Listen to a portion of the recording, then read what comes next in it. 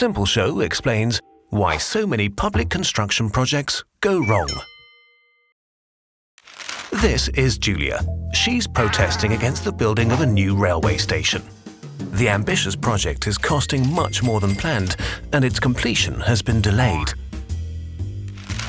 She feels the politicians have cheated her. After all, she's helping to finance the project through her taxes. So why do big public building projects in Germany often face such major cost overruns? Well, let's say Julia wants to build a house.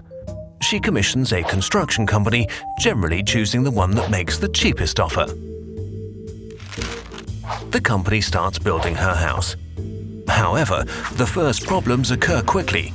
Material costs go up, the garage costs extra, and the planned terrace means getting a building permit, which she doesn't have. Completion is delayed, and the planned costs explode because Julia, when it comes to potential risks and additional costs, didn't budget enough. That's exactly what happens with public construction projects. When a project is in the planning, the tender goes out to several competing building companies. Like Julia, a decision is made by the awarding authority, generally in favour of the cheapest bid. On the one hand, that's because it will probably then face less political opposition, and on the other hand, because that's what public tender regulations require. But the cheapest offer isn't always the best. The construction companies, more often than not, estimate the costs when tendering for public building projects to be as low as possible, because there are always items that haven't been considered in the tender. Construction companies exploit that. The politicians know about this, but even higher costs make it less likely that voters will approve the project. And thus cost estimates are, from the very beginning, far below what's realistic.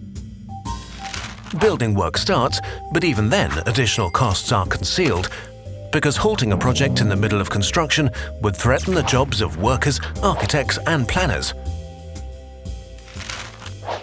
Changes to construction plans, special wishes, fluctuating material costs or requirements for special permits mean costs rise radically. So, how can this be prevented? Construction costs should be calculated realistically. To do that, apart from revamped tender regulations, what's needed are independent inspectors with experience of big construction projects. In addition, the construction company's building plans need to be more precise, and a more realistic construction schedule should be laid out. That means that the construction company can complete the project successfully, the politicians manage to uphold their reputations, and Julia no longer has any reason to get worked up. Along with everybody else, she's happy that her taxes are being invested sensibly.